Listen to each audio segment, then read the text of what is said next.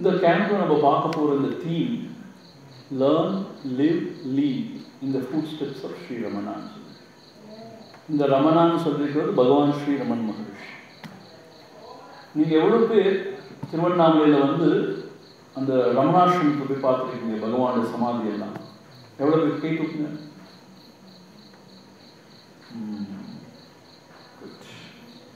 எவ்வளோ பேருக்கு பகவானுடைய வாழ்க்கை சரித்திரம், அவரை பற்றின விஷயங்கள் எவ்வளோ பேருக்கு தெரியும்?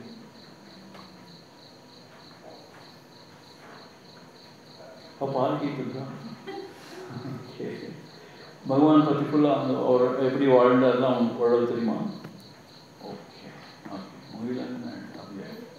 குட். ஸோ மற்றவங்களுக்கு அவ்வளோ தெரியாது இல்லையா? ஸோ நான் என்ன செய்ய போகிறேன்னு கேட்டால், இன்னைக்கு முதல்ல பகவானுடைய வாழ்க்கை சரித்திரம் சுருக்கமாக அவங்க சொல்ல போகிறேன்.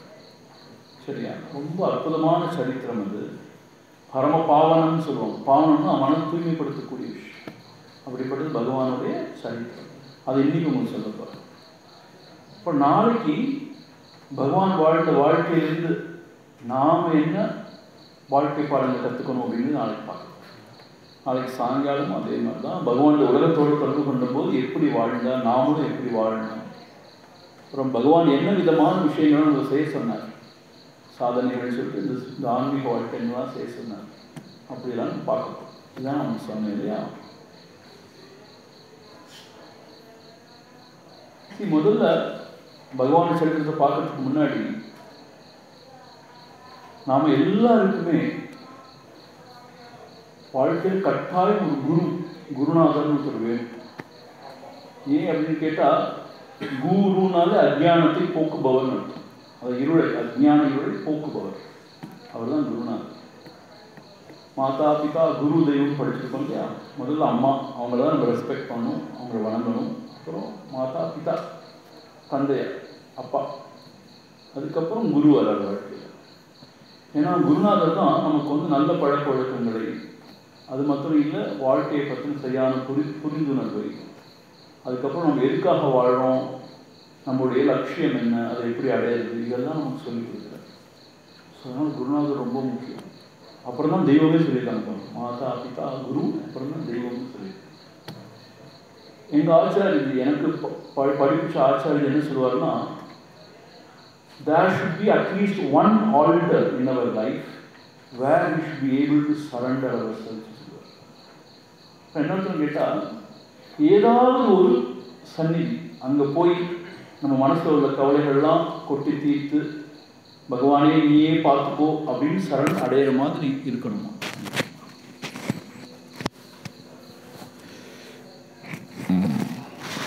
ஏதாவது ஒரு சன்னிதானம் இருக்கணுமா அப்படி வாழ்க்கையில். ஏன்னா வாழ்க்கையில் நிறையா கஷ்டங்களும் வருது இல்லையா, நிறைய மனவேதனைகள் வருது, குழப்பங்கள் வருது, சில சமயம் என்ன செய்கிறதுனே தெரியாமல் இருக்குது. அப்படி இருக்கும் பொழுது we should have at least one altar. Alter என்ன அர்த்தம்னா, ஒரு இடத்துக்கு போய் அங்கே வந்து நம்மளுடைய இஷ்ட தெய்வம்னு நினச்சோ, இல்லை நம்முடைய குருநாதர் நினச்சோ, அவங்கள்ட்ட நம்மகிட்ட உள்ள எல்லா கவலைகளையும் குழப்பங்களையும் கஷ்டங்களையும் கொட்டி தீர்த்து அவர் பார்த்துப்பார், he will take care அப்படின்னு மனசு ஆறுதல் அடைகிறதுக்கு ஒரு ஆல்டர் வேணும். அப்படி ஒரு ஆல்டர் இருந்தால் தான் வாழ்க்கையில் நம்ம நல்லா வாழ முடியும். அப்படி ஒவ்வொருத்தருக்குமே ஒரு ஆல்டர் வேணும். அது எதுவாக வேணால் இருக்கலாம். உதாரணத்துக்கு சொல்கிறேன், இப்போ நம்ம அக்ஷயாக்கா இருக்காங்கன்னா அவளுக்கு ஸ்ரீ கிருஷ்ணர் ரொம்ப பிடிக்கும். அப்படின்னா கிருஷ்ணர்கிட்ட போய் அந்த கிருஷ்ணனை நினச்சி பஜனை பண்ணால் அவளுக்கு மனசு அப்படி லேசாகின்னு நினைக்கிறேன் நான். She is happy about it இல்லையா. அது மாதிரி ஒவ்வொருத்தருக்கும் ஒவ்வொன்று இருக்குது. இப்போ நம்முடைய விக்னேஷ்க்கு ஐயப்பனை தான் ரொம்ப பிடிக்கும். ஐயப்பன் சொல்லி இல்லையா, ஐயப்பனை பற்றி நிறைய பாடுறான் பாருங்க, சொல்ல பேச்சுக்கு. அது மாதிரி ஒவ்வொருத்தருக்கும். நம்ம மிருதுலாவுக்கு ஹனுமானும் ரொம்ப பிடிக்கும். அவள் ப்ரொஃபைல் ஃபோட்டோ ஹனுமான் தான் எதுவும் வைக்க மாட்டாள். அது மாதிரி ஹனுமான் சொல்லிட்டு ரொம்ப பெரிய விஷயம். ஹனுமான்ஜி எவ்வளோ பெரிய விஷயம் என்ன. அது மாதிரி ஏதோ ஒரு ஆல்டர் இருக்கணும். சுவாமிஜி எனக்கு 2-3 ஆல்டர் இருக்கலாமான்னு கேட்டால் ஒரு ஆல்டர் இருக்கணும். மற்ற கடவுள் மற்ற குருமார்கள் நம்ம வணங்கலாம், எல்லாம் பண்ணலாம். நம்ம இஷ்ட தெய்வம் சொல்கிற மாதிரி ஒரு கடவுளோ இல்லை ஒரு பகவானை போல ஒரு பெரிய ஞானியோ இருக்கணும் வாழ்க்கை. அப்போது வாழ்க்கை ரொம்ப சீராயிடும். அப்படி எனக்கு வாழ்க்கையில் ரொம்ப பெரிய உத்தம ஞானியாக மனசில் தோன்ற பரம புருஷராக தோன்றவர் பகவான் ஸ்ரீரமண மகரிஷி. நான் குருதேவர் சுவாமி சின்மயானந்தர் அவருடைய ஆசிரமத்தெலாம் படித்தேன் எல்லாம். எனக்கு குருதேவர் மேலேயும் பெரிய விருப்பம் உண்டு, அவர் மேலேயும் பெரிய மரியாதை உண்டு. அதெல்லாம் குறைச்சலே கிடையாது. எங்கள் ஆச்சாரியஜி அவரும் அப்படி படிப்பிச்சார், எல்லாமே உண்டு. ஆனால் பகவான் ஸ்ரீ ரமண மகர்ஷி நினச்சா அப்படி ஒரு ஆனந்தம், அப்படி ஒரு உணர்வு ஏற்படும். அது ரொம்ப பெரிய பிளெஸ்ஸிங் ஆக்கும். அது ஏன் பிளெஸ்ஸிங்னா, அப்படி ஒருத்தர் நினச்சிட்டு மனசு அப்படியே புழங்காகி அடைஞ்சு ஆனந்தம் ஆயிடுச்சுன்னா அது மாதிரி ஒன்றுமே கிடையாது. அது மாத்திரம் இல்லை, அவருடைய வாழ்க்கை சரித்திரத்தை பேசுறது, அவருடைய புகழை பாடுறது, அவர் சொல்லி கொடுத்த அந்த உபதேசங்களை எடுத்து சொல்கிறது எனக்கு ரொம்ப விருப்பம். எனக்கு இன்றைக்கி சொன்னார் இல்லையா ஸ்ரீ ரமேஷ்ஜி, உங்களுக்கு வாழ்க்கையில் ரொம்ப பிடிச்ச ஒரு விஷயத்தை நீங்கள் செய்யணும்னு சொன்னார் இல்லையா, அந்த மாதிரி விஷயம். It's a very passionate thing, அப்படிப்பட்ட விஷயம். ஸோ இந்த முறை கேம்ப் தீமை டிசைட் பண்ணும்போது என் மனசு அப்படி தான் தோணுச்சு. பகவானை பற்றி ஏன் பேசக்கூடாது குழந்தைங்களுக்கு, நிறைய பேருக்கு தெரியாது தானே. அதே மாதிரி பகவான் வாழ்க்கையிலேருந்தே நம்ம ஏன் பாடங்களை கற்றுக்கொள்ளக்கூடாதுன்னு சொல்லிட்டு தான் இந்த தீம் வச்சுருக்கோம். சரியா? பகவான் ரமண மகரிஷி மற்ற ஞானிகளை விட ரொம்ப வித்தியாசமானவர். ரொம்ப ஏன் அப்படி சொல்கிறேன்னு கேட்டால், நான் ஏற்கனவே காலில் சொன்னது போல் ஒரு ஞானியாக இருக்கிறவர் அதுக்கு முன்னாடி சாதாரண மனிதனாக பிறந்தானே வளர்ந்துதானே அப்படி வளர்ந்துருப்பார் இல்லையா. அப்படி இருக்கும்போது நிறைய பேரோட வாழ்க்கையில் நிறைய தடுமாற்றங்கள்லாம் பார்க்குறோம். அவங்களுக்கே சோதனைகள் வர்றது, மனம் குழம்புறதுலாம் பார்க்குறோம். அப்படி நிறைய விஷயம் பார்க்குறோம். ஆனால் பகவான் அப்படி கிடையாது. மன தடுமாற்றம், மனக்குழப்பமே கிடையாது அவருக்கு. எப்பயும் அப்படியே இருந்தார் அவர். ஏன்னா சின்ன வயசுலேயே அவருக்கு அந்த அனுபவம் ஏற்பட்டுடுச்சு அவருக்கு. அது மாத்திரம் இல்லை, ரொம்ப அமேசிங் பகவான் என்னன்னு கேட்டால், எண்ணங்களை எழாத அந்த பரம ஸ்வரூபத்தில் சத்திய பொருளை எப்பயும் திளைத்திருந்தார். அந்த மௌனத்திலேயே இருந்தார். மௌனம்னா திரும்ப மௌனம், பர்ஃபெக்ட் சைலன்ஸ். நமக்கெல்லாம் காலைல முழிச்சதுலேருந்து தூங்க போகிற வரைக்கும் எவ்வளோ எண்ணங்கள் வந்துகிட்டே இருக்குல்ல. ஆனால் அவருக்கு எண்ண அலைகளே எழாமல் அப்படியே நிശ്ചலமாக இருக்கும். அப்படி ஒரு பேரமைதியிலே பகவான் இருந்துட்டார். ரொம்ப ரேராக தான் பேசுவாராம், ஒரு சில விஷயங்கள் எடுத்து சொல்லுவார், மற்ற நேரம் அமைதியாக. அப்படி ஒரு உன்னதமான ஒரு மேனிஃபெஸ்டேஷன் பகவான். அப்படிலாம் இருந்தால் கூட சின்ன வயசில் அப்படிப்பட்ட பெரிய ஒன்றுமே அவர்கிட்ட காணப்படலை, இந்த மாதிரி பெரிய ஞானி ஆவார்னு சொல்லிட்டு. அவர் ஒரு சாதாரண ஒரு குழந்தையாக தான் திருச்சுழியில் பிறந்தார். உங்களுக்கு தெரியுமா, மதுரைக்கு வந்திருக்கீங்களா நீங்கள்? மதுரைக்கு பக்கத்தில் அருப்புக்கோட்டைன்னு ஒரு இடம் இருக்குது. அங்கே அது பக்கத்தில் திருச்சுழின்னு ஒரு இடம் இருக்குது. அந்த திருச்சி சாதாரண சின்ன கிராமம். அங்கே என்ன விசேஷம்னா, பூமிநாதருக்கு ஒரு திருக்கோயில் அமைஞ்சிருக்கு, சிவபெருமானுக்கு. ரொம்ப விசேஷமான ஸ்தலம். சுந்தரமூர்த்தி அந்த மாணிக்க வாசகர்கள்லாம் பாடியிருக்காங்க அந்த ஸ்தலத்தை பற்றி, புகழை பற்றி. அந்த ஸ்தலத்தில் பகவான் ஸ்ரீ ரமண மகர்ஷி வெங்கட்ராமனாக 1879ஆம் ஆண்டு 1879 டிசம்பர் 30ஆம் தேதி பிறந்தார். அது என்னன்னு கேட்டால், ஆருத்ரா தரிசனம் சொல்லுவாங்க. சிவனுக்கு ரொம்ப உகந்த நாள். நடராஜருக்கு அபிஷேகம்லாம் பண்ணுவாங்க, ஆருத்ரா தரிசனம் சொல்லிட்டு. அது திருச்சுழியில் அந்த சிவன் கோயிலில் நடந்து அந்த சிவனை அப்படி ஊர்வலமாக கூட்டிகிட்டு வந்தாங்களாம். அப்படி கொண்டு வாங்க தானே, இந்த தேரில் வச்சு கொண்டு வருவாங்க இல்லையா? அப்படி கொண்டு வரும் பொழுது அந்த சந்தர்ப்பத்தில் தான் இந்த குழந்தை பிறந்திருக்கு. அதாவது சுந்தரமையர்னு ஒருத்தர், அழகம்மாள், அவங்களோட அந்த 2 தம்பதிகளுக்கு குழந்தையாக பகவான் பிறந்தார். என்ன சொல்கிறாங்க, ஒரு ஆச்சரியமான ஒரு அற்புதம் நடந்துச்சான் பகவான் பிறக்கும் பொழுது. என்னன்னு கேட்டால், அந்த காலத்தில் வீட்டில் வச்சு தான் பிரசவம் பார்ப்பாங்க, தெரியுமா? இப்போ தானே ஹாஸ்பிட்டல்லாம் சேர்க்குறாங்க. பிரசவம் பார்க்கும்போது அந்த பிரசவம் பார்க்குற ஒரு வயசான பாட்டிக்கு அவ்வளோ கண்ணு தெரியாதான் அவளுக்கு. இருந்தாலும் அவள் கஷ்டப்பட்டு அந்த பிரசவம் பார்க்கும்போது திடீர்னு ஒரு ஃப்ளாஷ் ஆஃப் லைட் மாதிரி அவளுக்கு அடிச்சு அந்த குழந்தை பிறக்கும்போது அவளுக்கு கண் நல்லா தெரிய ஆரம்பிச்சுன்னு சொல்கிறாங்க. பகவான் பிறக்கும்போது ஒரு ஒளி பிழம்பு மாதிரி அவளுக்கு தெரிஞ்சுதான். அப்புறம் அவளுக்கு கண்ணு தெரிய ஆரம்பிச்சு சொல்கிறாங்க. அப்படி ஒரு பிறக்கும் போதே ஒரு அனுபவம் அந்த பாட்டிக்கு. ஸோ அவர் சின்ன வயசில் அப்படி பிறந்தார் அவர். அதுக்கப்புறம் அந்த திருச்சுழியில் தான் அவர் படித்தார். அவருக்கு வெங்கட்ராமன் பேர் வச்சாங்க. வீட்டில் என்ன பேர் வச்சாங்க? வெங்கட்ராமன் பேர் வச்சாங்க. அவர் சாதாரண ஒரு குழந்தையாக தான் வளர்ந்துட்டு இருந்தார். அங்கே திருச்சுழியில் உள்ள ஒரு பள்ளிக்கூடத்தில் அவர் படித்தார். அவர் அதுக்கப்புறம் திண்டுக்கல்லில் கொஞ்சம் படித்தார். அப்புறம் என்ன ஆச்சுன்னா, அவரோட வாழ்க்கையில் ரொம்ப சிறு வயதிலேயே அவங்க அப்பா இறந்து போயிட்டார், சுந்தரமையர். அவர் ஒரு லாயராக இருந்தார். ஒரு சின்ன வயசில் இறந்து போயிட்டார் அப்பா. அது என்ன ஆயிடுச்சுன்னா, குடும்பம் ரொம்ப ஏழ்மைக்கு போயிடுச்சு, பண வசதியும் இல்லாமல் போயிடுச்சு, ரொம்ப ஏழை ஆயிடுச்சு. அப்போ என்ன செஞ்சாங்கன்னா, அதாவது பகவானோட கூட பிறந்தவங்க ஒரு அண்ணா இருக்கார், அப்புறம் அவருக்கு ஒரு தம்பி ஒரு தங்கையெல்லாம் இருக்காங்கன்னு நினைக்கிறேன். ஸோ இவங்கெல்லாம் தனித்தனியாக போக வேண்டியதாயிடுச்சு. ஏன்னா சாப்பிடக்கூட வழி இல்லாமல் அப்படி போயிடுச்சு அவங்க வீட்டில். ஸோ இவர் என்ன செஞ்சாருன்னா, அவங்களோட சித்தப்பா வீட்டில் வளர ஆரம்பித்தார் பகவான். எங்கே? மதுரையில் நீங்கள் மதுரைக்கு போயிருக்கீங்கன்னு சொன்னீங்க இல்லையா? அந்த மதுரையில் தெற்கு கோபுரம்னு ஒன்று இருக்குது, அந்த மீனாட்சி அம்மன் கோயிலில்.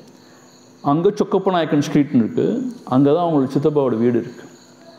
அந்த வீட்டில் தான், சித்தப்பாவோட வீட்டில் தான் அவர் அண்ணா இவங்க 2 பேரும் அங்கே வாழ்ந்து அவரை அங்கே உள்ள ஸ்கூலில் படிக்க வச்சாங்க. ஸோ பகவான் சிறுவனாக இருக்கும்போது, அதாவது சின்ன பிள்ளை மீன்ஸ் ஒரு 7, 8, 10 வயசு அப்படிலாம் இருக்கும் பொழுது அவருக்கு படிப்புலலாம் பெரிய நாட்டம் போகலை. ஆனால் விளையாடுவார், நல்ல திடகாத்திரமாக இருப்பாராம், விளையாடுவாராம். அவர்கிட்ட ஒரே ஒரு எக்ஸ்ட்ராடினரியாக ஒரு விஷயம் இருந்துச்சு. என்னன்னு கேட்டால், அவர் தூங்குனார்னா ரொம்ப ஆழமாக தூங்குவாராம். அவர் எழுப்பவே முடியாது. ஸோ இந்த ஃப்ரெண்ட்ஸ்லாம் இருக்காங்களே, மற்ற நேரத்துலலாம் அவரை ஒன்றும் செஞ்சுக்க முடியாது. ரொம்ப பொல்லாதவர், திடகாத்திரமாக இருந்தார், அடிச்சுடுவார். இவர் நல்லா தூங்கும்போது பழி வாங்கணும்னு சொல்லிட்டு அந்த பசங்களாம் சேர்ந்து அடின்னு அடிப்பாங்களாம். அவருக்கு ஒன்றுமே தெரியாது. அவர் தரதான் இழுத்துட்டுலாம் போவாங்களாம். அவ்வளோ ஆழமாக தூங்குவாராம் அவர். பிற்காலத்தில் என்ன சொல்லியிருக்காருன்னு கேட்டால், அதை பற்றி அப்பயே அவரோட மனசு ஆழ்ந்த சமாதிக்கு போயிடுமோ. அந்த சிறு வயதுலேயே அவருக்கே தெரியாதான், மனசு கெட் அப்சார்ப்ட். அந்த சின்ன வயசுலேயே இப்படி ஆயிருக்கு அவருக்கு. அதுக்கப்புறம் சின்ன வயசில் இன்னொரு முக்கியமான அவர் வாழ்க்கை என்ன நடந்ததுன்னு கேட்டால், அவர் மனசில் ஏனோ தெரியல, அருணாச்சலம் அப்படிங்கிற ஒரு ஒலி, அப்படிங்கிற ஒரு வார்த்தை அவருக்கு திரும்ப திரும்ப உதயமாயிட்டே இருக்கும் மனசுலேருந்து. அப்படி உதயமாகும் போது அருணாச்சலம்னா ரொம்ப அற்புதமான விஷயம், அது ஏதோ ஒரு அற்புதமான விஷயம் அப்படின்னு மனசில் தோணுமா. அது என்னன்னே தெரியாது அவருக்கு, அருணாச்சலம் என்னன்னே தெரியாது. ஆனால் இந்த அருணாச்சலம்ங்கிறது ரொம்ப அற்புதமான விஷயம் மனசில் தோண்டிகிட்டே இருந்துச்சு அவருக்கு. இது ரெண்டு தான் அவரோட வாழ்க்கையில் சின்ன வயசில் அவர் எக்ஸ்ட்ராடினரியாக நடந்தது.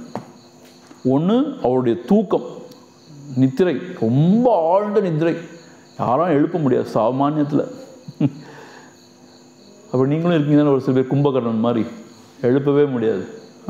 ஆனால் பகவான் அப்படி அந்த மாதிரி தூக்கம் இல்லை, பகவான் சமாதியில் போயிடுவார், அவருக்கே தெரியாது, ஆழ்ந்த சமாதி.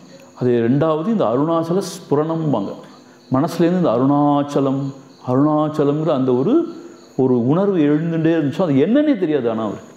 ஆனால் அது எழும்போது தான் ரொம்ப அற்புதமாக ஃபீல் பண்ணுவோம், இது ரொம்ப அற்புதமான விஷயம் நினைப்பார் அவர் மனசில். இப்படி நடந்துட்டு இருந்துச்சு. அப்போது எதிர்த்தாப்பில் இருக்க மீனாட்சி அம்மன் கோயிலுக்கெலாம் போவார் அவர். போய் அங்கெல்லாம் போய் அம்பாளை கும்பிடுவார். அங்கே உள்ள அந்த 63 நாயன்மார்களை வச்சுருப்பாங்க சிலையாக, ஷைவைட் செயின்ட்ஸ், அவங்கள பார்த்துலாம் கும்பிடும்போது அவருக்கு ரொம்ப ஆனந்தமாக இருக்குமா அவருக்கு. அங்கே பகவானோட கதையை சொன்னவொன்னு மழையெல்லாம் வர ஆரம்பிச்சிச்சு, ரொம்ப ஆஸ்பீஷியஸ் ஆக்சுவலி. சரியா, பகவானுக்கு அப்படி ரொம்ப ஆனந்தமாக இருக்குமா. அப்படி இருக்கும் பொழுது ஒரு நாளைக்கு ஒரு அற்புதம் நடந்துச்சு ஒரு வாழ்க்கையில். அது என்ன அப்படின்னு கேட்டால், அந்த சித்தப்பாவோடைய வீடுன்னு சொன்னேன் இல்லையா, அந்த வீட்டில் ஃபஸ்ட் ஃப்ளோரில் அவர் படுத்து தூங்கிட்டு இருந்தார் தரையில். இன்னும் கூட அதெல்லாம் மெயின்டைன் அப்படியே வச்சுருக்காங்க. அதெல்லாம் படுத்து தூங்கிட்டு இருக்கும்போது திடீர்னு ஒரு நினைப்பு அவருக்கு உண்டாச்சு. என்னன்னா மரண பயம்னு சொல்லுவாங்க இல்லையா, நாம் சாக போகிறோம். பகவானுக்கு அப்படி நினைப்பு உண்டாச்சு. என்ன, ஐ ஆம் கோயிங் டு டை, நான் சாக போகிறேன் அப்படின்னு ஒரு உணர்வு, பயங்கர பயம் ஒன்று உண்டாச்சு. நமக்கெல்லாம் பயம் உண்டா என்ன செய்வோம், ஐயோ என்ன செய்யுன்னு தெரியலையேன்னு சொல்லிட்டு பெரியவங்க யார்கிட்டயா போய் அவங்க கூட படுத்துப்போம், இல்லை அவங்ககிட்ட போய் பேசுவோம். ஆனால் பகவானுக்கு மரணம்னா என்னன்னு ஒரு கேள்வி வந்துச்சு. சாகரம்னா யார் சாகரா? அப்போது அவர் மனசில் அப்படி ஒரு எண்ணம் ஓடிட்டு இருந்துச்சு. இந்த உடல் தானே சாகுதுன்னு சொல்கிறோம் இல்லையா, சாகுதுன்ற இந்த உடல் செத்து போயிடுன்னு சொல்கிறோம் இல்லையா. ஓஹோ, இந்த உடல் தான் சாகுதா அப்படின்னு சொல்லிட்டு இந்த உடல் செத்து போன மாதிரி அப்படியே மனசில் கற்பனை பண்ணாராம். அப்படியே கை காலெலாம் விரைச்சி போச்சு, மூச்செல்லாம் நின்று போச்சு. அப்படியே கற்பனை பண்ணால் என்ன ஆயிடுச்சுன்னு கேட்டால் ஒரு அற்புதமான விஷயம் நடந்துச்சு. இந்த உடல்ங்கிற உணர்வே அற்று போயிடுச்சு. இந்த பாடி கான்ஷியஸ் சொல்லுவோம் இல்லையா, நமக்கு இந்த உடல் இருக்கிற மாதிரி ஒரு உணர்வு இப்போ இருக்குல்ல, அவருக்கு அந்த பாடி கான்ஷியஸ்னு இல்லாமல் போயிடுச்சு. எத்தனை வயசு தெரியுமா? அப்போ அவருக்கு 16 வயசு தான், 16 வச்சுக்கோங்களேன். அப்போ பார்த்தா யார் சாகிறா? உடம்பு தானே சாக போகுது, உடம்பு தானே சாகுது, நான் இப்போ செத்துட்டேன் அப்புறம் அப்படிங்கிற மாதிரி அப்படியே கற்பனை பண்ணும்போது உடம்பு உண்மையிலே செத்து போன மாதிரி மீன்ஸ். அப்படி என்ன செய்வாங்க, அவன் மனசு நினைக்கிறார், இதெல்லாம் இந்த பணத்தை கொண்டு போய் எரிச்சிருவாங்க அப்படின்னு நினைக்கிறார். அப்படி நினைக்கும் போது பார்த்தா இந்த உடம்புங்கிற உணர்வு அற்று போயிடுச்சு. இது ஆன்மீக வாழ்க்கையில் ஒரு பெரிய விஷயம். அற்றுப்போன பிறகு அவருக்கு ஒரு நினைப்பு வந்துச்சு, ஓ இந்த உடம்பு செத்து போன பிறகு, இந்த உடம்புங்கிறது இல்லாமல் போன பிறகும் நான் இருக்கேனா அப்படின்னு ஒரு கேள்வி. இதுதான் பெரிய கேள்வி. நாங்கிறது யாரு? இந்த உடம்பு தானா, இல்லை இந்த உடம்புக்கு அப்பாலையா? உடம்பு இறந்து போனமும் நான் இருக்கேனா? இப்படி நான் ஞாபகம் வச்சு. அப்போது அவருக்கு பழிச்சிட்டது, இந்த உடம்புக்கெல்லாம் அப்பால் இருக்கிற அந்த தத்துவம், அந்த ஆன்ம தத்துவம், அந்த கடவுள் தத்துவம் தான் நம்முடைய உண்மையான ஸ்வரூபம். இந்த மாதிரி ஒரு ஆன்ம விழிப்பு ஏற்பட்டுச்சு. அந்த ஆன்ம விழிப்பு, அந்த உணர்வுங்கிறது ரொம்ப அற்புதமான உணர்வு, ஆனந்தமான உணர்வு, அது ஏற்பட்டுடுச்சு. எத்தனை வயசில்? 16 வயசில் ஏற்பட்டுடுச்சு. ஸோ இது என்னன்னு கேட்டால், நேருக்கு நேர் யமனை போய் சந்திச்சுட்டு வந்த மாதிரி, மரண பயம் உண்டாகி மரணமே அடைஞ்சு திருப்பி வந்த மாதிரி. சரி, நம்ம இயேசு கிறிஸ்து வாழ்க்கையிலையும் சொல்லுவாங்க இல்லையா, அவரை இது அந்த சிலுவையில் அரைஞ்சிட்டாங்கன்னு சொல்லிட்டு, அவர் என்ன சொல்லுவாங்க, இறந்தே போனார்னு சொல்லுவாங்க, அப்புறம் திருப்பி மீண்டு வந்தார்னு சொல்லுவாங்க இல்லையா, ரிசரக்ஷன்னு சொல்லுவாங்க. அது மாதிரி தான் பகவானுமே இறந்தே போன மாதிரி போயிட்டு அந்த ஒரு அனுபவம் உண்டாச்சு. என்ன அனுபவம்னா, இறப்பை கடந்த, மரணத்தை கடந்த அனுபவம் உண்டாச்சு. அன்னையிலேருந்து அவர் வாழ்க்கையில் அப்படி ஒரு தலைகீழாக எல்லாம் மாறிப்போச்சு. ஏன்னா அந்த ஒரு உணர்வு, அந்த கடவுள் உணர்வு, அந்த ஆன்ம உணர்வு எழுந்த பிறகு அவருக்கு எதுலேயுமே இன்ட்ரெஸ்ட் இல்லாமல் போயிடுச்சு. அந்த உணர்வு ஆனந்தமான உணர்வு, அற்புதமான உணர்வு. அதிலேயே இருக்க ஆரம்பித்தார். படிப்புலலாம் அவருக்கு பெரிய கான்சன்ட்ரேஷன். இதுக்கு முன்னாடி என்ன நடந்திருக்குன்னு கேட்டால், இந்த உணர்வு ஆரம்பம் ஏற்பதுக்கு முன்னாடி திருவண்ணாமலையிலேருந்து அவர் வீட்டுக்கு ஒரு சொந்தக்காரர் வந்தார். அவர்கிட்ட கேட்டார், எங்கேருந்து வரீங்கன்னு கேட்கும்போது, நான் வந்து அருணாச்சலத்துலேருந்து வரேன்னு அவர் சொன்னாராம். உடனே அருணாச்சலத்துலேருந்து வரீங்களா? அருணாச்சலம் எங்கே இருக்குது, என்னதுன்னு கேட்டார். அருணாச்சலமும் திருவண்ணாமலை அப்படின்னு அந்த சொந்தக்காரர். அப்போ தான் அவருக்கு தெரிஞ்சது அருணாச்சலங்கிறது ஊர், அது திருவண்ணாமலைன்னு தெரிஞ்சு. அப்போது இது வந்து இந்த அனுபவம் ஏற்படுறதுக்கு முன்னாடி நான் சொல்ல விட்டுட்டேன் நான் நடுவில். ஸோ இந்த அனுபவம் ஏற்பட்ட பிறகு அவருக்கு வந்து முதல்லே தெரிஞ்சிருந்துச்சு இல்லையா, அந்த அருணாச்சலம் தான் அற்புதமான விஷயம்னு, அது திருவண்ணாமலையும் தெரிஞ்சது இல்லையா. அவர் நினச்சார், இனிமேல் இங்கே இதெல்லாம் எதுவும் யூஸ்லெஸ், எதுவும் இங்கே பிரயோஜனம் இல்லை, நான் திருவண்ணாமலை போகணுன்னு யோசிச்சார். என்ன ஆச்சுன்னு கேட்டால், அவர் வந்து படிப்பில் இன்ட்ரெஸ்ட் இல்லாமல் போயிடுச்சு சொன்னேன் இல்லையா. எப்போ பாரு அப்படியே சமாதியிலேயே இருப்பாராம் அவர் அந்த வயசுலேயே. அப்போ அவரோட அண்ணன் ஒரு வாட்டி கேட்டாராம், இப்படியே உட்காந்துருக்கிறவனுக்கு இங்கே என்ன வேலைன்னு கேட்டாராம். ஒரு பெரிய ஞானி போல் இப்படியே உட்காந்துருக்கே, உனக்கு இங்கே என்ன வேலைன்னு கேட்டாராம். அப்போ தான் பகவானுக்கு யோசனை வந்துச்சு, ஆமாம் எனக்கு என்ன இங்கே வேலை அப்படின்னு யோசனை வந்துச்சு. இப்போ என்ன நினச்சார், இனிமேல் இங்கே இருந்து பிரயோஜனம் இல்லை, வீட்டில் இருந்து நான் திருவண்ணாமலை போகிறேன் அப்படின்னு முடிவு. அப்போ என்ன ஆச்சுன்னா, அவங்களோட அண்ணனுக்கு ஒரு ஃபீஸ் கட்ட சொன்னாங்க. நீ போய் அவன் அண்ணனோட ஃபீஸை கட்டிடுப்பான்னு 5 ரூபா கொடுத்தாங்களாம் அவருக்கு. அவர் என்ன செஞ்சாருன்னா, அதில் 3 ரூபாய் மாத்திரம் எடுத்துட்டு 2 ரூபாய் மீதி வச்சுட்டு ஒரு கடிதம் எழுதினார். இந்த மாதிரி என்னுடைய தகப்பனாராகிய சிவபெருமான் அருணாச்சலனுடைய ஆணைக்கு இணங்கி அவரை தேடி நான் போகிறேன். இதை குறித்து யாரும் வருத்தப்பட தேவையில்லை, என்னை யாரும் தேட தேவையில்லை அப்படிலாம் சொல்லிட்டு அவர் ஒரு கடிதம் எழுதி வச்சுட்டு, சைன் கூட பண்ணல பாருங்கள். அந்த 2 ரூபா மீதியும் வச்சுட்டு 3 ரூபாய் எடுத்துகிட்டு கிளம்பிட்டார் அவர். ஸோ அங்கேருந்து ஒரு பெரிய கதை, திருவண்ணாமலைக்கு எப்படி வந்தாருன்னு சொல்கிறது. மதுரையிலேருந்து ட்ரெயின் இருக்குது. அப்போ திருவண்ணாமலைக்கே ஒரு ட்ரெயின் இருந்துச்சோம், அவருக்கு தெரியாது. அப்போது விழுப்புரம் வரைக்கும் வந்து அதுக்கப்புறம் ரொம்ப கஷ்டப்பட்டு ஒரு மௌலவி தான் சொல்லியிருக்கார். மௌலனா முஸ்லீம் கிளரிக். அவர் சொல்லியிருக்கார், இது இப்படி போனால் நீ போயிடலாமேப்பா, நீ திண்டிவனமே போக வேண்டாம், விழுப்புரத்தில் இறங்கி நீ மாறி போயிடலான்லாம் சொல்லியிருக்கார். அதுக்கப்புறம் வந்து மாம்பழப்பட்டுன்னு ஒரு இடத்துக்கு வந்து அப்படிலாம் வந்து அதுக்கு ரொம்ப சிரமப்பட்டு இங்கே வந்தால் திருவண்ணாமலைக்கு வந்துட்டார். திருவண்ணாமலைக்கு வந்தால் என்ன அற்புதம் கேட்டால், அந்த கோயிலுக்குள்ளே வரும்போது பார்த்தா அன்றைக்கி யாருமே இல்லை. அந்த கோயில் பெரிய கோயில், உங்களுக்கு தெரிந்தானே, எல்லா கதவுகளும் திறந்துருந்துச்சு, மூலஸ்தானத்துலேயும் கதவுலாம் திறந்துருந்துச்சு. அங்கே அந்த குருக்கள் பூஜை பண்ணுறவங்க இருப்பாங்களா, அவங்க கூட இல்லை அன்னைக்குன்னு பார்த்து யாருமே இல்லை. இவர் நேரடியாக உள்ளே போயிட்டார்.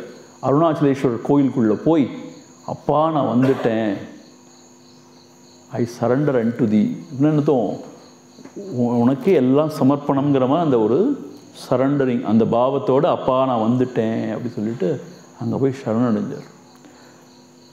அங்கே போன பிறகு வெளியில் வந்து ஐயங்குளம்னு ஒரு குளம் ஒன்று இருக்குது அங்கே பக்கத்தில்.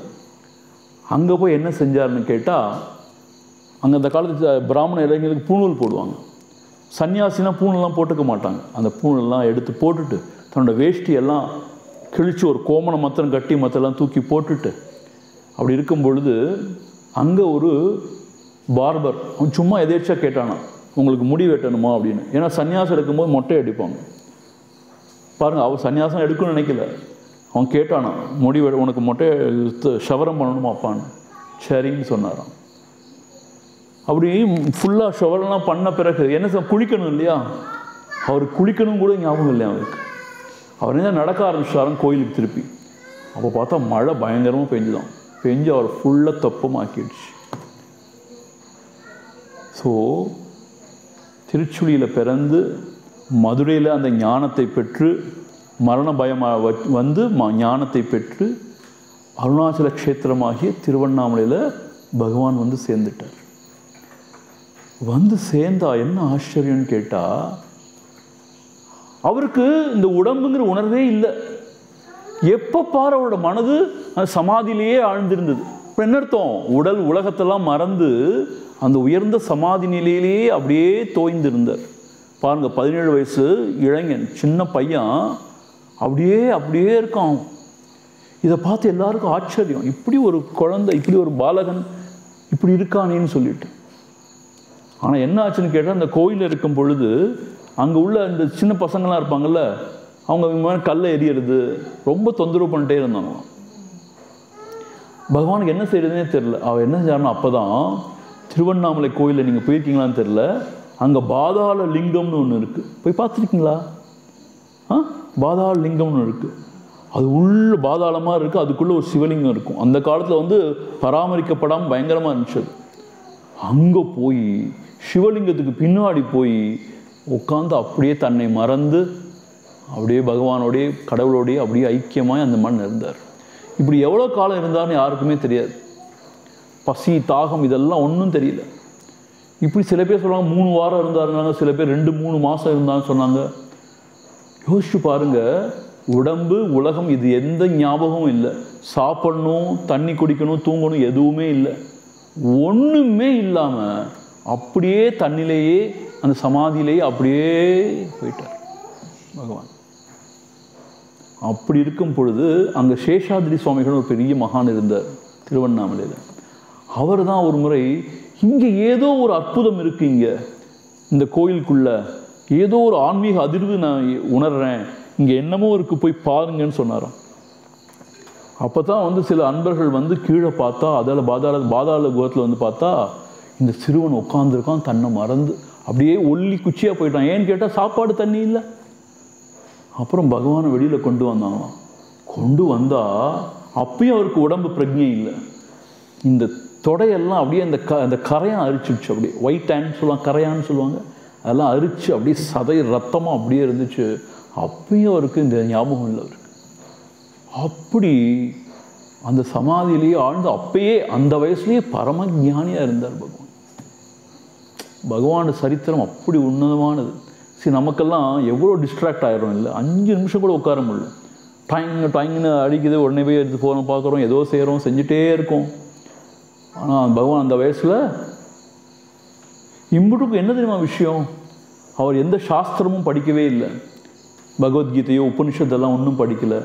ஒரு குருநாதர்கிட்ட போய் படித்து இந்த மாதிரி தவம்லாம் பண்ணணும்லாம் கற்றுக்கொண்டு தியானம் எப்படி பண்ண, அதெல்லாம் ஒன்றுமே கிடைக்கல. எடுத்தெடுப்பில் அவருக்கு இந்த ஞானம் உண்டாயிடுச்சு. அன்னையிலிருந்து அவர் அந்த உடம்பை விடுற வரைக்கும் ஒரேதிரியாக அந்த பரமபொருளையே மூழ்கி இருந்தார் அவர். அதுதான் அவருடைய அற்புதமான சரித்திரம்.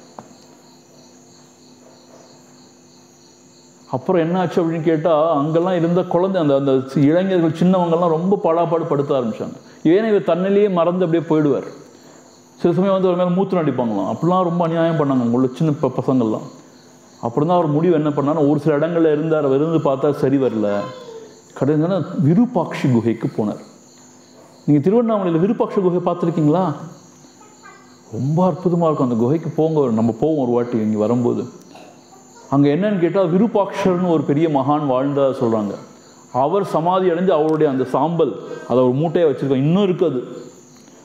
ஸோ அந்த குகைக்குள்ள பகவான் போய் தனியாக ஏகாந்தமாக வாழ ஆரம்பித்தார். அப்படி எவ்வளோ வருஷம் வாழ்ந்தா தெரியுமா? 18 வருஷம். மீனிங் பேசவே இல்லை, மௌனத்தில் போயிட்டார், பேசவே இல்லை. அடுத்த உணவு எங்கேருந்து வரும்னு தெரியாது. அந்த குகைக்குள்ளே அவ்வளோ வெக்கையாக இருக்கும். திருவண்ணாமலையில் பார்த்தீங்கன்னா வெளியிலே வெக்க பயங்கரமாக. குகைக்குள்ளே போய் அப்படி ஒரு வாழ்க்கை வாழ்ந்தார். அப்போ தான் டிவோட்டிஸ்லாம் வர ஆரம்பித்தாங்க அவரை தேடி. அவர் சாஸ்திரம் எதுவுமே படிக்கலை அவர். ஆனால் நிறைய பேர் வந்து இந்த புத்தகத்தை கொண்டு வந்து இது என்ன கொஞ்சம் விளக்கம் சொல்லுங்கள், சந்தேகமாக இருக்குது, என்னன்னு தீர்த்து வைங்கலாம் கேட்கும்போது அதெல்லாம் படித்து பார்த்தா தன்னுடைய அனுபவத்தை தான் அங்கே சொல்லியிருக்குங்கிற மாதிரி தெரிய வந்துச்சு. ஏன்னா எடுத்தெடுப்புலேயே அவருக்கு ஞானம் உண்டாயிடுச்சு இல்லையா? அந்த ஆன்மீக நூலெல்லாம் இவரோட அனுபவத்தை தான் எழுதி வச்சுமா அவர் தெரிஞ்சு. அப்படி தான் அவர் படிக்க ஆரம்பித்தார். அப்படி இருக்கும்போது நிறைய அந்த அருணாச்சல அக்ஷர மணமாலைன்னு பாடுறோம் இல்லையா, அப்போ தான் பாடினார். எப்படி பாடினார்னு கேட்டால் ரொம்ப அற்புதமாக இருக்கும். ஒரு சில பேர் வந்து பகவான்கிட்ட வேண்டிட்டாங்களாம், நீங்கள் ஏதாவது பாட்டு எழுதணும் அருணாச்சல் மேலே, நாங்கள் பிக்ஷைக்கு போகும்போது அதை பாடிட்டே போவோம் அப்படிலாம் கேட்டாங்களாம். பகவான் சொன்னாலும் எவ்வளோ பாட்டு இருக்குது இந்த ஆன்மீக பாடல்கள், அதை பாட வேண்டியதானு கேட்டாராம். நாயன்மார்கள் எழுதி வச்சுருக்காங்களே. இல்லை பகவானை நீங்கள் தான் அதை கொடுக்கணும்னு கேட்டாங்க. ஒரு நாளைக்கு என்ன ஆச்சுன்னா, பகவான் வந்து கிரிவலம் போவாராம். பக்தர்களோட. அப்போ கிரிவலம் போகும்போது அவரோட உள்ளத்துலேருந்து அக்ஷர மணமாலை, இந்த அருணாச்சல சிவ அருணா படிப்போம் இல்லையா, அது அப்படியே வந்துட்டே இருந்துச்சு. 108 செய்யுள், ஒன்று ஒன்றா ஆனா ஆவண்ணா ஈனா ஈயண்ணான்னு ஆரம்பிக்கிற மாதிரி பாட்டு, அக்ஷர மணமாலை.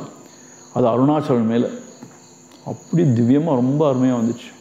அதுக்கு மேலே அவருக்கு நிறைய இந்த மாதிரி நிறைய எழுதியிருக்கார் அவர். உள்ளது இது உபதேச உந்தியார், உள்ளது 40 இதெல்லாம் எழுதியிருக்கார். அப்படி அவர் இருக்கும்போது தான் அவங்களோட அம்மா வராங்க. சரி, இதுக்கு முன்னாடி ஒரு வாட்டி அம்மா வந்துட்டு போனாங்க. அவர் வந்து இதில் அந்த பவழங்குன்றில் இருக்கும்போது அம்மா வந்து அழுவாங்க, நீ வந்திருப்பா வீட்டுக்குலாம்.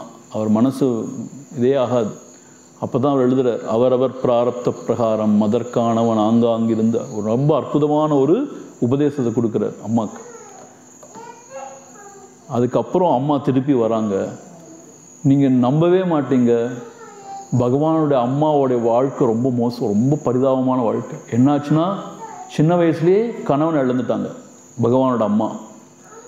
அந்த பெரிய மகன் அவன் இறந்து போயிடுறான். பகவான் எங்கே போனார்னே தெரியல, ஓடி போயிட்டார். பகவானோட தம்பி அவரும் சன்னியாசம் எடுத்துடுறார். யோசிச்சு பாருங்க. சரி, ஒரு பொண்ணு இருக்காங்க, அவங்க கல்யாணம் பண்ணி கொடுத்துட்டாங்க. அந்த காலத்தில் பொண்ணை கல்யாணம் பண்ணி கொடுத்துட்டு அவங்க வீட்டுக்கெலாம் போக மாட்டாங்க. அதுவும் ட்ரெடிஷ்னல் சவுத் இந்தியன் பிராமின் ஃபேமிலிஸில் எப்படின்னா போக மாட்டாங்க. ஸோ இந்த அம்மா நிர்கதி ஆகிட்டாங்க. பகவானோட அம்மாவுக்கு என்ன ஆச்சுன்னா வேறு வழியே இல்லாமல் போயிடுச்சு. கணவனும் இல்லை, மூத்த மகனும் இறந்து போயிட்டான் பாவம். நாகசாமின்னு பேர், அவர் இறந்து போயிடுறார். ரொம்ப சின்ன வயசில் இறந்து போயிடுறாரு.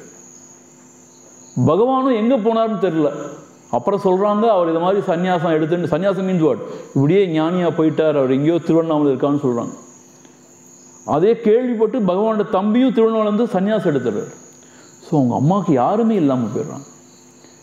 அப்போ அந்த அம்மா என்ன செய்கிறாங்கன்னா, வேறு வழி இல்லாமல் திக்கு திசை தெரியாமல் பகவான்கிட்டே வந்து சரணடைஞ்சிடறாங்க. அப்பா, நீ என்ன செஞ்சாலும் சரி, நீ என்னை கொன்று இங்கேருந்து தூக்கி போட்டாலும் சரி, என்ன செய்வியோ தெரியாது, நான் இனிமேல் உன்னோட தான் இருப்பேன்னு வந்துடுறாங்க. சரி, அந்த காலத்தில் ட்ரெடிஷன் என்னன்னு கேட்டால், சன்னியாசிகள் வந்து அம்மா அப்பாவோடையோ உறவினர்களோட தொடர்பில் இருக்கக்கூடாதுன்னு இருக்குது. ஆனால் பகவான் வந்து அப்படி இல்லை. அம்மாவுடைய நிலைமையை உணர்ந்து அம்மாவையும் தன்னோட சேர்த்துட்டார். பகவானுக்கு அம்மா மேலே அப்படி ஒரு மரியாதை இருந்துச்சு, அப்படி ஒரு மாத்திரு பக்தின்னு சொல்லுவோம்ல, அப்படி இருந்துச்சு. அப்போ அவர் எங்கே இருந்தார்? விருப்பாட்ச குகையில் இருந்தார். அவருக்கே சாப்பாடு எங்கேருந்து வரும்னு தெரியாது, யாரோ டிவோட்டிஸ் கொடுப்பாங்க. அங்கே நீங்கள் பார்த்தீங்கன்னா டாய்லெட் விசிட்லாம் கிடையாது. அந்த காலத்தில் கிடையவே கிடையாது. ஒரு சொம்பை வச்சுட்டு தண்ணி எடுத்துகிட்டு போவாங்க, எங்கேயோ போயிட்டு வருவாங்க. அப்போ திருவண்ணாமலையில் பயங்கர வெயில் அடிச்சுன்னா மழையே பெய்யாது, தண்ணியும் கிடைக்காது. அவ்வளோ கஷ்டமான காலம். அதனால தான் என்ன செஞ்சாங்கன்னா, கந்தசாமின்னு ஒரு டிவோட்டி என்ன செஞ்சாருன்னா, அந்த மலையிலேயே இன்னொரு இடத்துல ஒரு ஊத்து வந்துட்டு இருந்துச்சு. ஊத்துனா தண்ணீர் தெரியுமா, அது வந்துட்டு இருந்துச்சு. அந்த இடத்துல ஸ்கந்தாசிரமம்னு சொல்லி இன்னமும் இருக்குது, அதை கட்டினார் அவர். கட்டி அங்கே அவரும் அம்மாவும் அங்கே போயிட்டாங்க. இங்கே விருப்பாட்ச குகையில் நாங்கள் ஏன் கேட்டால் தண்ணி வசதி அங்கே இருந்துச்சு. அதனால அந்த டிவோட்டி அதை ஒரு வீடு மாதிரி கட்டி கொடுத்தார். அங்கே 7 வருஷங்க வாழ்ந்தாங்க. அப்போ தான் ஒரு அற்புதம் நடந்துச்சு. என்னன்னு கேட்டால், அவங்க அம்மா இறக்குற தருவாய் வந்துச்சு. இவர் என்ன செஞ்சாருன்னா, அம்மா பக்கத்துலேயே உட்காந்து அம்மா தன் கையில் பிடிச்சிட்டு அம்மாவோடைய இதயத்தை அப்படியே தடவி கொடுத்துட்டே இருந்தார். தடவி கொடுக்க அந்த அம்மாவுக்கு என்ன ஆச்சுன்னா, பல ஜென்மத்து அந்த வாசனாதிகள்லாம் சரியாக போய் அவங்க அப்படியே மோட்சத்துக்கு போயிட்டாங்க, முக்தி அடைஞ்சிட்டாங்க. பகவான் என்ன சொன்னார்னா, அம்மா முக்தி அடைஞ்சிட்டா, இனி தீண்டல்லாம் கிடையாது, எல்லாரும் போய் சாப்பிட்லான்னு சொன்னார். யாரும் நம்பலை. பகவான் சொன்ன உபச்சாரத்துக்கு சும்மா சொல்லலை, உண்மையிலேயே அம்மா முக்தி அடைஞ்சிட்டான்னு சொல்கிறார். இதில் என்ன ஒரு ஆச்சரியம்னு கேட்டால், இந்த உலகத்தில் எவ்வளவோ செயின்ஸ் அண்ட் சேஜஸ், எவ்வளவோ ஞானிகள் இருக்காங்க இல்லையா, யாரும் இப்படி அம்மாவோடு இருந்து அம்மாவுக்கு எல்லாம் செஞ்சு முக்தி கொடுத்து, அம்மாவுக்கு முக்தி கொடுத்து ஒரு சமாதி எழுப்பி அங்கே கோயில் அமைஞ்சிருக்கு அம்மாவுக்கு, மாத்ருபூதேஸ்வரர்னு. நீங்கள் ரமணாசிரமம் போனீங்கன்னா ஃபஸ்ட் அங்கே தான் போவீங்க, அப்புறம் தான் பகவானோட சந்நிதி. ஸோ தன்னுடைய தாயாருக்கு முக்தியும் கொடுத்து ஒரு கோவிலும் அமைச்சவர் பகவான். இந்த பெருமை யாருக்குமே கிடையாது. ஆதிசங்கரர் கூட அம்மா இறக்குற தருவாயில் வருவார், வந்து கடைசி காரியங்கள்லாம் செய்கிறேன்னு முதல்ல வாக்கு கொடுத்துருப்பார், செஞ்சுட்டு போயிடுவார். ஆனால் இங்கே பகவான் என்ன செஞ்சான்னு கேட்டால், இந்த மாத்ரு பக்தியோட உச்சம் பகவானோட வாழ்க்கை.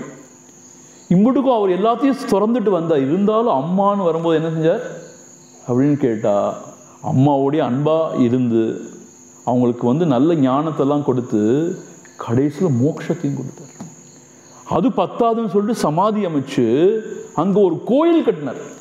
இப்போ பாருங்கள், இந்த உலகத்தில் நடிகர்கள்லாம் கோவில் கட்டுறாங்க அபத்தமாக. ஆனால் அம்மாவுக்கு கோவில் கட்டினார் அவர். மாத்ருபூதேஸ்வரருங்கிற கோயில். எப்படிப்பட்ட விஷயம் பாருங்க. பகவானோட வாழ்க்கையில் எனக்கு ரொம்ப நெகிழ்ச்சியான விஷயம் இதுதான். அம்மாவுக்காக கோயில் கட்டினார். அப்புறம் என்ன ஆச்சுன்னு கேட்டால், அவர் மலையில் தானே வாழ்ந்து வந்தார்னு சொன்னேன், அந்த ஸ்கந்தாசிரமத்தில். அங்கே ஏறி வர்றதுக்கு நிறைய வயசான டிவோட்டிஸ் கஷ்டமாக இருந்துச்சு. அங்கே மலையில் கஷ்டப்பட்டு ஏறணும். பகவான் என்ன யோசிச்சாரோ தெரில, ஒரு நாளைக்கு கீழே இறங்கி அம்மாவோட சமாதி கீழே தான் வைக்கணும், மேலே வைக்கக்கூடாது. சரி, அந்த திருவண்ணாமலை சிவன்னு சொல்லுவாங்க. ஸோ அந்த சமாதி வைக்கக்கூடாது. ஸோ கீழே தான் வச்சாங்க சமாதி. ஸோ பகவான் வந்துட்டு போவாராம் அம்மாவோட சமாதிக்கு. ஒரு நாளைக்கு வந்தவர் மேலே போகவே இல்லை, அங்கேயே உட்காந்துட்டார். அதுக்கு அவர் சொன்ன காரணம் என்னன்னு கேட்டால், வயசான அந்த டிவோட்டிஸ், அந்த பக்தர்களால் மேலே வர முடியல நடந்து, அதுக்கு பதிலாக நானே கீழே வந்துடுறேன்னு வந்திருக்கார். இது எவ்வளோ கருணை பார்த்தீங்களா? இப்போ இவங்களால மேலே ஏறி வர முடியல, அதனால் தரிசனம் கொடுத்து நானே கீழே வந்துடுறேன்னு சொல்லி வந்திருக்கார். இது எவ்வளோ பெரிய விஷயம் தெரியுமா? அது அங்கேயே உட்காந்து அங்கேயே இருந்துட்டார். ஸோ 1922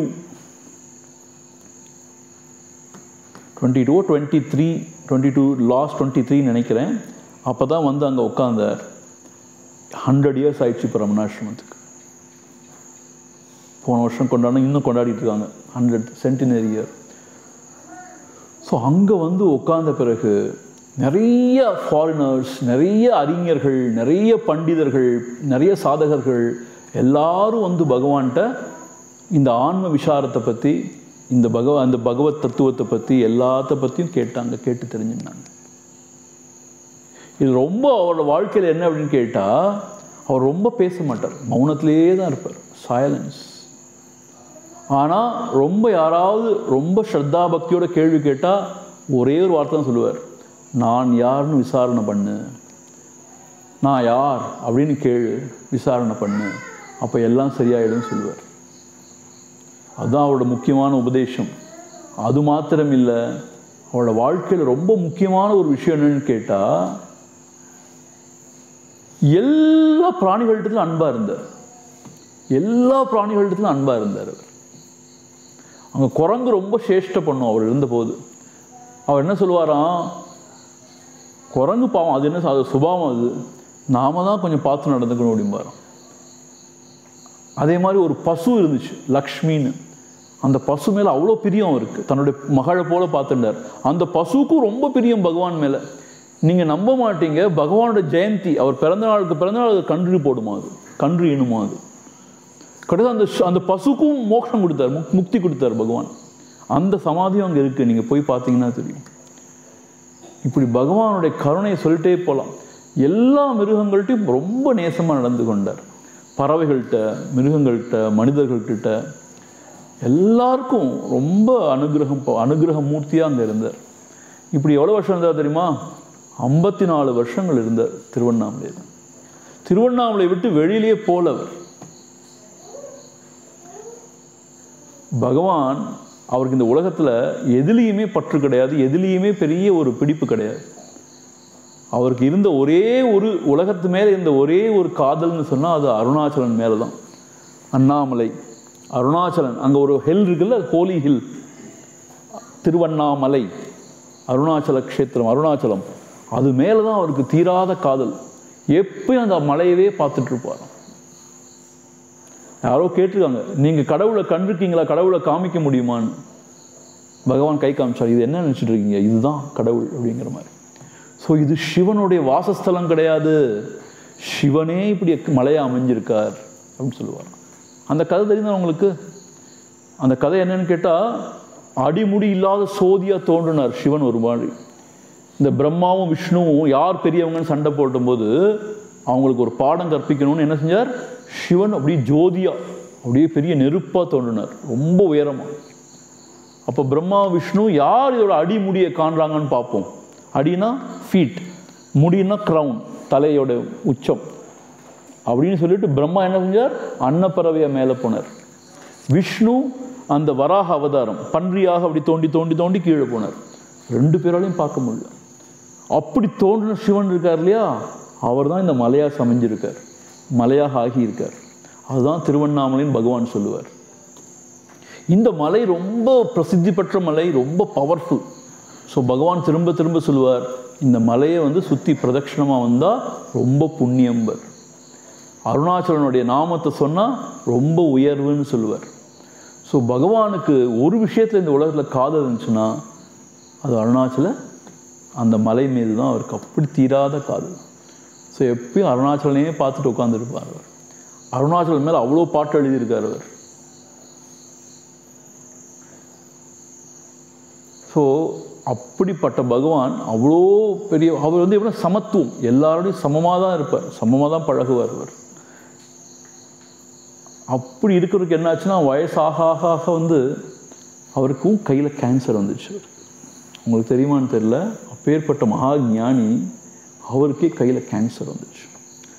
அதை எவ்வளோ 2 முறை 3 முறை ஆப்ரேட்லாம் பண்ணாங்க, பண்ணாலும் திருப்பி திருப்பி கேன்சர் வந்துச்சு. என்ன விஷயம், கேன்சர் எவ்வளோ ரொம்ப பயங்கர பெயின்ஃபுல் தான் இல்லையா? ஆனால் பகவானுடைய அந்த ஸ்திதி, அந்த உயர்ந்த நிலையில் இருக்கும்போது அப்பயும் பிரசாந்தமாக தான் இருப்பார். அவர் என்ன சொல்லுவாராம், எப்படி வந்ததோ அப்படியே போயிடும் வரான். அவர் என்ன அர்த்தம், இந்த உடம்பு எப்படி வந்துச்சோ அது மாதிரி போயிடும், அதை பற்றி ஒன்றும் ரொம்ப பெருசாக இது பண்ண வேண்டியதில்லை. அப்போ பகவான் அப்போ நிறைய டிவோட்டிஸ் அழுவாங்களாம், பகவானே நீங்கள் போயிட்டா நாங்களாம் என்ன செய்வோம்னு சொல்லிட்டு. பகவான் சொல்லுவாரா, நான் எங்கே போகிறேன், ஐ ஆம் ஹியர் அப்படின்னு சொல்லியிருக்கார். ஐ வுட் பி ஹியர்னு சொல்ல, ஐ ஆம் ஹியர் அப்படின்னு சொல்லியிருக்கார். நான் நினைத்தோன்னு கேட்டால் இங்கேயே தான் நான் இருப்பேன்னு அர்த்தம். நான் அழியாத பொருளாக இருந்து கொண்டே இருக்கிறேன், உங்கள் இதயத்தில் இருப்பேன் அப்படிங்கிற மாதிரி ஒரு வாக்கு கொடுத்துருக்கார். ஸோ பகவான் பெரிய மிராக்கிள்ஸ்லாம் செய்யலை, இந்த சித்தி விளையாட்டுலாம் செய்யலை. ஆனால் இந்த உலகத்தில் ஒரு ஞானி எப்படி இருக்கணுங்கிற இலக்கணமாக வாழ்ந்து காமிச்சார். கருணைனா என்ன அப்படிங்கிறதுக்கு ஒரு உதாரணமாக வாழ்ந்து காமிச்சார். சமதிருஷ்டி, எல்லார்ட்டையும் ஒரே மாதிரி எப்படி நடக்கிறது உதாரணமாக வாழ்ந்து காமிச்சார். அது மாத்திரம் இல்லை, இந்த பரம்பொருளை உண்மையை அடையறதுக்கு ஒரு சுலபமான வழியை காமிச்சு கொடுத்தார். அது என்னன்னா ஆத்ம விசாரம் அப்படின்னா, நான் யார் அப்படின்னு கேள்வி கேட்க சொல்லி அதை நம்ம பார்ப்போம், அப்புறமா கொஞ்சம் கொஞ்சம் பார்ப்போம். அப்படி ஆத்ம விசாரம் பண்ண முடியாட்டி அருணாச்சலன் இருக்காங்க, அவன் சிவன் தான், சிவன் ஸ்வரூபம். ஸோ அவனை ஸ்மரணம், அவனை நினைங்க, அவனை வலம் வாங்க, அவனை வழிபடுங்க, அவனுடைய அருளால் நினைக்க முக்தி அப்படின்னு சொல்லியிருக்கார். நினைக்கிறது பகவான் அருணாச்சலம் நினைச்சாலே முக்தி அப்படின்னு அருணாச்சலம் அவ்வளோ உயர்வாக புகழ்ந்து பேசியிருக்கு. இப்போ இந்த பகவானுடைய ஒரு ரொம்ப முக்கியமான ஒரு பெருமையை என்ன சொல்கிறாங்க தெரியுமா? பகவான் என்ன சொன்னேன், எப்பயுமே மௌனத்திலேயே இருப்பார் சொன்னேன் இல்லையா, டோட்டலி இமர்ஸ் இன் சைலன்ஸ் சொன்னேன் இல்லையா. அவருடைய சந்நிதி அப்படின்னு அவர் அருகாமையில் போய் யார் உட்கார்ந்தாலும் அவங்களோட மனமும் அப்படியே ஓஞ்சு போயிடுமா, எண்ணங்கள்லாம் எழாமல் அப்படியே they also immerse in silence. ஹிருத் சாந்திகர சாநித்தியாய நமகான்னு வருது. இப்போ என்ன அர்த்தம்னு கேட்டால், எவ்வளோ குழப்பம், எவ்வளோ மனதில் கஷ்டம், வேதனை, சஞ்சலம் இருந்தாலும் அவர்கிட்ட போய் பக்கத்தில் உட்கார்ந்தா போதும், அப்படியே மனசு லேசாக அப்படியே ஒன்றுமே இல்லாமல் ஆகிடும். பரமசாந்தி சுகநிதான அப்படி அவங்க உள்ளத்தில் ஆனந்தம் அமைதி பொங்கும். இப்போ கூட நீங்கள் ரமணாசிரமத்தில் போய் அவர் வாழ்ந்த அந்த ஓல்டு ஹாலில் போய் உட்காந்து பாருங்கள், மனசு அப்படியே பிரசாந்தமாகிடும். நீங்கள் போயிருக்கீங்களா அந்த ஓல்டு ஹாலுக்கு? அது ரொம்ப அற்புதமாக இருக்கும். அங்கே போய் அப்படியே உட்காந்தா போதும். அது மாத்திரம் இல்லை, பகவானோட கண்கள் ரொம்ப பவர்ஃபுல். நீங்கள் பார்த்துருக்கீங்களா தெரியல, அவரோட கண்கள் ரொம்ப பவர்ஃபுல். அது மாத்திரம் கருணை மிகுந்த கண்கள். அதை வச்சு பார்த்தாருன்னா போதுமா. திருக்கண்ணோக்கம்னு தமிழில் அதுக்கு சொல்லுவாங்க, நயன தீட்சைன்னு சொல்லுவாங்க சமஸ்கிருதத்தில். அவர் கண்ணால் உங்களை பார்த்தாலே போதும், உங்களுக்குள்ள அப்படிப்பட்ட மாற்றம் உண்டாகி பெரிய ஒரு அனுபவம் கிடைக்கும்பாங்க. ஸோ அது மாதிரி பகவானுடைய க்ளோரி சொல்லி முடியாது. அப்படிப்பட்ட பகவான் நம்முடைய குருநாதராக இருக்கார். அவர் வாழ்ந்த வாழ்க்கை அப்படி உதாரணமான, நம்மெல்லாம் பின்பற்ற வேண்டிய உதாரண புருஷரான வாழ்க்கை அவருடைய வாழ்க்கை. அதை தான் நம்ம நாளைக்கும் நாளான்னைக்கும் பார்க்க போகிறோம். ஸோ எப்படி வாழ்ந்தார், என்னெல்லாம் அதுலேருந்து நம்ம கற்றுக்கலாம், எப்படி நம்மளோட வாழ்க்கையை அமைச்சுக்கலாம். What you think, what you meditate, that you become. So அவர் நல்லா நினச்ச மனசில் அவரை மாதிரி வாழ ஆரம்பிச்சோன்னா நம்மளோட வாழ்க்கை ரொம்ப உயர்ந்துடும். சரி, நான் உங்களை அவரை மாதிரி சன்னியாசம் எடுத்து எல்லாரும் வீட்டிலேருந்து ஓடிடுங்கன்னு சொல்ல மாட்டேன். நீங்கள் அப்படி போனால் அங்கே எங்கே போகிறீங்களோ அங்கே பெரிய கஷ்டம், தொல்லை. அப்படி போக வேண்டாம் யாரும். ஆனால் என்னன்னு கேட்டால், நம்ம எங்கே இருக்கோமோ அங்கேயே அவருடைய அந்த நல்ல குணாதிசயங்கள், நல்ல பண்புகள், நல்ல வாழ்க்கை விஷயங்கள்லாம் நம்ம பின்பற்ற ஆரம்பித்தோன்னா நம்ம வாழ்க்கை உயர்வடையும். நம்ம எங்கே இருக்கோமோ அங்கேயே நம்ம உயர்ந்த வாழ்க்கை வாழ முடியும். சரியா? இப்போது இந்த பகவான் சரித்திரத்தை கேட்டீங்க இல்லையா? இப்போ நீங்கள் இப்படி கேட்கறதுக்கே நீங்களாம் கொடுத்து வச்சுருக்கோம். அதுவே ஒரு பாக்கியம். ஏன்னு கேட்டால் நிறைய பேர் அதே தெரியாமல் இருக்காங்க. கேட்கக்கூட முடியாத பாவிகள் எவ்வளோ பேர் இருக்காங்க. நம்ம காதாலேயே கேட்குறோம் பார்த்தீங்களா? அது ரொம்ப பெரிய விஷயம் அது. சரி, இன்னொன்று சொல்லுவார் பகவான், புலி வாயில் பட்டது தப்பாதும்பர். என்ன அர்த்தம் கேட்டால், ஒரு மான் இல்லை சின்ன ஒரு மிருகம், முயல், இந்த புலியோட வாயில் போச்சுன்னா திருப்பி தப்ப முடியுமா? அது தப்பவே முடியாது. அது போயே போச்சு, அப்படிதானே? அதுபோல் என்ன சொல்லுவார்னா, குருவினுடைய அந்த கண் நோக்கத்துக்குள்ளே வந்துட்டீங்கன்னா நீங்கள் தப்ப முடியாதும்பர். என்ன அர்த்தம்னா, பகவானுடைய கருணைக்கு நம்ம ஆளாயிட்டோம்னா அப்புறம் அங்கேயும் தப்பி எங்கேயும் ஓட முடியாது. ஏன்னு கேட்டால் அவரோட கருணை அவ்வளோ வலிமையானது. ஸோ நாம் எல்லாம் இப்போ ஏதோ பகவானுடைய பெயரை கேட்குறோம், பகவானுடைய அந்த பெருமைகளெல்லாம் கேட்குறோன்னு சொன்னால் நாமெல்லாம் பாக்கியவான்கள், பாக்கியசாலிகள். ஸோ இனிமேல் நம்மளால இன்னும் தப்ப முடியாது. இனிமேல் தப்ப முடியாது. என்ன தெரியுமா? பகவான்கிற அந்த விஷயத்துலேருந்து அவரை நான் மறக்கணும், அவர் எனக்கு வேண்டாம் அப்படின்னு தப்பி ஓடி போக முடியாது. Once you are caught forever. புலி வாயில் பட்டது தப்பாதுங்கிற மாதிரி இனி தப்பிக்க முடியாது, பிரயோஜனம் இல்லை அப்படிங்கிற மாதிரி பகவானுடைய ஒரு கீர்த்தி. பகவான் தானே கொடுத்துருக்கார். அவர் எப்படி தியானம் பண்ணணும்னு சொல்லிட்டு ஒரு மந்திரம் அவரே கொடுத்துருக்கார். அது என்ன மந்திரம்? ஒரு வயசான பாட்டி கேட்டாங்களாம், பகவானே நீங்கள் தான் எனக்கு எல்லாம், உங்களை நான் எப்படி தியானம் பண்ணுறது, உங்களை தியானம் பண்ணுறதுக்கு என்ன மந்திரத்தை சொல்லி தியானம் பண்ணுறதுன்னு கேட்டாங்க. அப்போ பகவான் அவர் தன்னோட கையாலே எழுதி கொடுத்தாராம். அவரை தியானம் பண்ணுறதுக்கு அவருக்கான மந்திரத்தை அவரே கையால் எழுதி கொடுத்துருக்கார். அது என்ன மந்திரம்னு கேட்டால், ஓம் நமோ பகவதே ஸ்ரீ ரமணாய. சரி, நிறைய பேர் அதை மாற்றி என்னமோலாம் சொல்கிறாங்க. ஓம் நமோ பகவதே அருணாச்சல ரமணாயன்னு சொல்லுவாங்க, நமோ ரமணாயன்னு என்னமோலாம் சொல்லுவாங்க.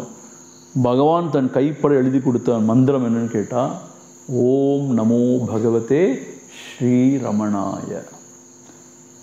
நான் சொல்லுங்க. ஓம் நமோ பகவதே ஸ்ரீ ரமணாய. ஓம் நமோ பகவதே ஸ்ரீ ரமணாய. ஓம் நமோ பகவதே ஸ்ரீ ரமணாய. நாளைக்கு நம்ம என்ன செய்ய போகிறோம்னா, தியான வகுப்பில் இந்த மந்திரத்தை சொல்லி தான் தியானம் பண்ண போகிறோம். பகவானுடைய உருவத்தை நம்ம இதயத்தில் வச்சு இந்த மந்திரத்தை சொல்லி நம்ம தியானம் பண்ண போகிறோம். ஆனால் ஒரு வார்னிங். என்ன வார்னிங் கேட்டால், நீங்கள் பகவான்கிட்ட பகவானை இதயத்தில் வச்சு பகவானுடைய மந்திரத்தெல்லாம் சொல்ல ஆரம்பிச்சிங்கன்னா உங்கள் வாழ்க்கை வேறு மாதிரி ஆகிடும். ரொம்ப வேறு மாதிரி வித்தியாசமாக, ரொம்ப அற்புதமாக ஆகிடும். அதில் ஒரு சந்தேகமே வேண்டாம். சரி, ஏன் வார்னிங் சொன்னேன்னா, புலி வாயில் பட்டது தப்பாதுன்னு சொன்னேன் இல்லையா? அதுபோல் பகவான்கிட்ட வந்தாச்சுன்னா அப்புறம் வேறு எங்கேயும் போக முடியாது, என்னமும் செய்ய முடியாது. He becomes the ultimate. அப்படி ஆகிடும் வாழ்க்கை. சரியா? ஸோ மணி ஆயிடுச்சு. இந்த சரிதத்தை இப்போதே நம்ம இதோடு நம்ம நிறைவு செஞ்சுப்போம். நாளைக்கு அவர் வாழ்ந்த வாழ்க்கையிலேருந்து என்னெல்லாம் நம்ம படிக்கலாம் அப்படிங்கிறத பார்க்காது. சரியா? நாளைக்கு காலையில் 5:30 மெடிடேஷன், 5:30 6 மாற்றிட்டிங்களா? 6 to 6:45 சரி, உங்களுக்கான கன்செஷன் கொடுக்குறேன். 5:45 ஆரம்பிப்போம். 5:45 ஆரம்பிப்போம். சரியா? Meditation session at what time? 5:45 to 6:30. பாவம், நீங்கள் சின்ன பிள்ளைங்க தானே. 5:45 to 6:30 we'll have தியானம் இங்கே. சரி. ஓம் பூர்ணமத பூர்ணமிதம் பூர்ணாத் பூர்ணமுதச்யதே பூர்ணஸ்ய பூர்ணமாதாய பூர்ணமேவாவசிஷ்யதே. ஓம் சாந்தி சாந்தி சாந்தி. ஹரிஹி ஓம். ஸ்ரீ குருப்யோ நமஹ. ஹரிஹி ஓம்.